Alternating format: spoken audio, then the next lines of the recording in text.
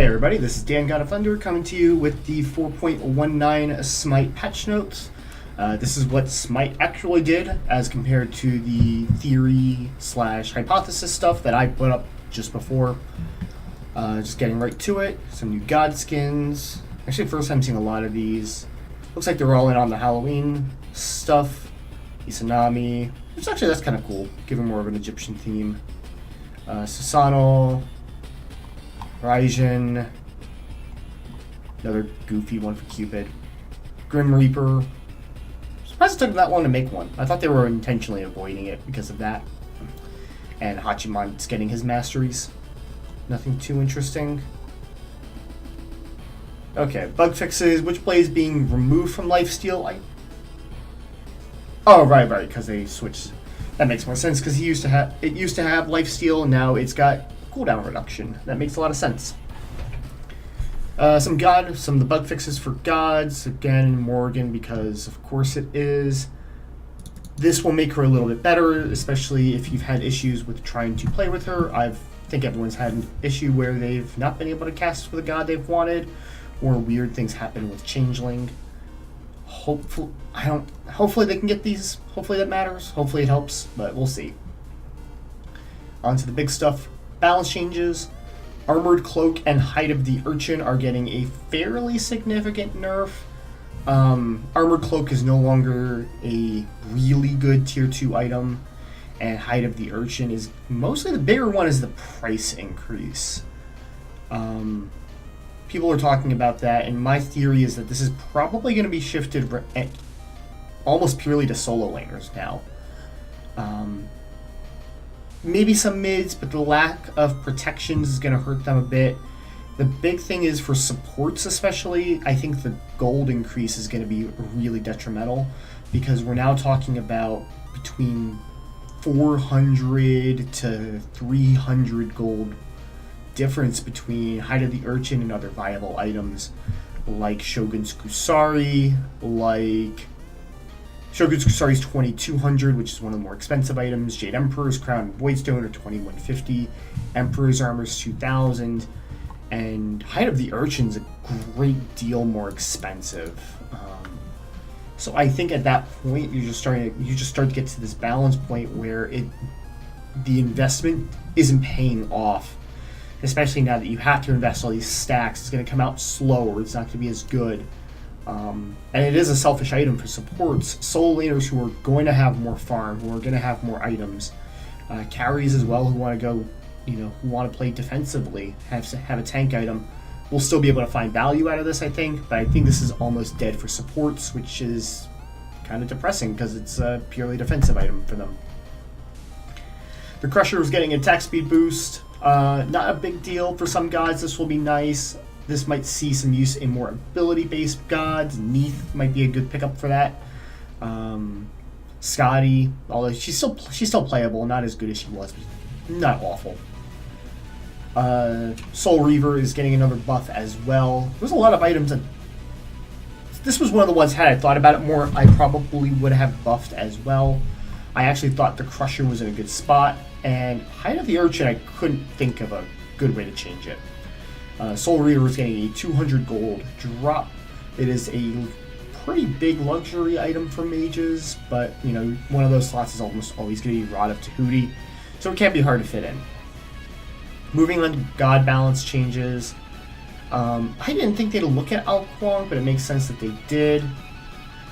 Dragon Call, his range poke is getting a buff. His Wild Storm is getting a buff, but Polynomicon is getting it's a major change. So Kuang tends to do well at lower levels of play, and I'll admit he's pretty much an automatic ban where I play at ranked silver. Go me. But with that being said, he doesn't really see a whole lot of professional use. The last time we saw him was Burrito playing him, Johnny was playing him, and got stomped because they just never let her get off the ground. So I think good teams, good players know how to deal with that, but lower levels are having issues with it. The loss of Polynomicon proccing off the Wildstorm is definitely going to help. Polynomicon is still a great item for Kuang, who wants to confirm all of his ability, who wants to confirm with the in-hands. regardless.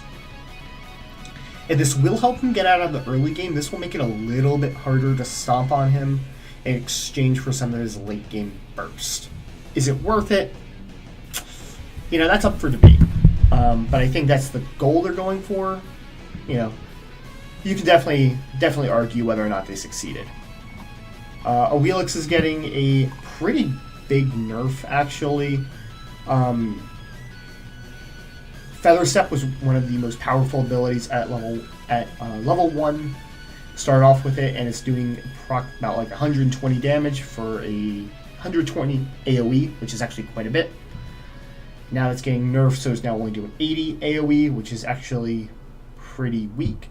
They were saying that you are going to need to start changing up how you build Awilix if you want to clear at any sort of reasonable rate. And the Moonlight Charge is getting a buff. Overall, I think this means that Awilix is probably out of every comp. I think she's still a really good counter pick to like an Odin or to a jump heavy team, or if you've got a lot of knockups to kind of support her. But the days of being, unless they change her again, Awilix being viable in a scenario where you can just kind of just pick her as your only sole knockup source, just use her crazy base damage, that's gone. Kuang, I got pretty close with what I thought I would do. I kind of still like my idea a little better, but then they also gave him a buff in some ways to compensate. His shield is actually a lot weaker now. Gets up to the same point at the end game, but for most of the game it's weaker, so it's no longer as useful for bullying. And they did slow down the rate of getting rage. So it's going to be a lot harder to get that early rage, level 2, level 3 rage. But in the middle of team fights, in the middle of big brawls, it's actually going to be a lot easier now because you're now gaining 2 extra rage, which helps compensate for the fact that you're losing 1 off of minions. Later in the game, minions are harder to come by, and you're not going to pick it up as much. Erlang Shen's getting a nerf. A nerf. My apologies. Losing 20 at all ranks for 72 transformations, and the attack speed buff from the Mink form is getting a base damage is getting nerfed by 20 at all ranks, and he's losing a second off of his steroid.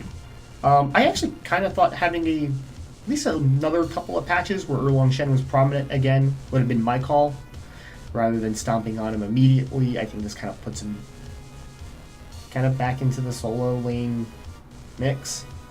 It's nice that they're not having like it's nicer than earlier in season 4 where it was Osiris and friends, or before, even the patch before that where it was Bellona, Osiris, or bust. But now they're all kind of even ish. I don't think it's a horrible change. I don't think it's going to kill Erlang Shen. I do think it's going to knock him a few pegs down from his top spot, and it's especially weird where one of his main rivals in the solo lane, Kuang, is getting an overall. He isn't getting nerfed. It's not really a buff, but it's a late game buff, so kind of weird.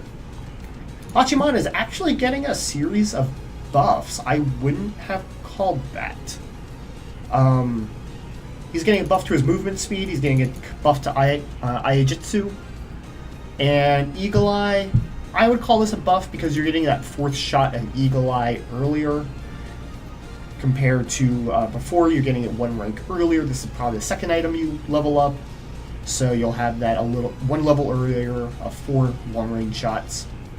And the Iaijitsu is getting a cooldown reduction.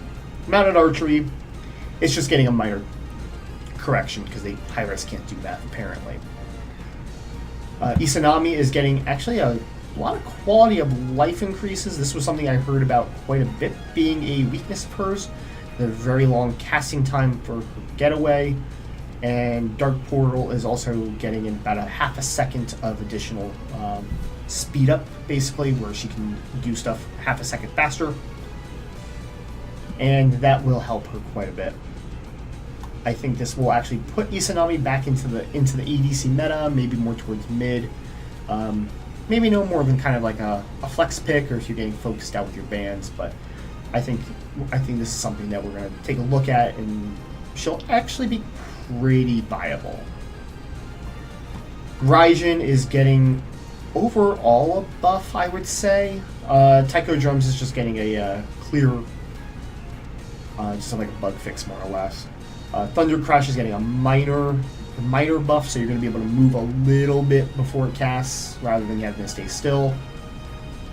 Raiju is getting a projectile speed increase, which I think is actually pretty big. That's actually pretty helpful for him to confirm his damage quicker. And Percussive Storm, overall, the bigger range is probably worth trading off 5 damage. It's actually 20 because of how Percussive Storm works. But easier to confirm, trading 20 damage flat at all ranks. Early game's going to be a little weaker, but I think at the end of it, it's going to be worth it. So overall, tiny buff. Not a big buff, just a little overall. I think all of this here is worth trading out the 5 power. So that should do it. I think that's going to, overall, nothing too crazy. Hachimon, I think, is going to be very good. I think he was already pretty good before before this patch. Now he's going to be really good. Kuang, I think, is still going to be in the same top dog spot. Awilix back down to counter pick status. Kuang, better at high level, much worse at low level. And Height of the Urchin is dead, and anyone who's relying on it. So let me know what you think in the comments. Don't forget to follow me on Twitch as well at twitch.tv/DanGodOfThunder. Like this video if you enjoyed the content. You want to see more. Dislike it if you didn't like it. Let me know also in the comments if there's things I can do to improve it. All that, the whole 9 yards. Thank you guys for watching. Take care. I'll see y'all next time.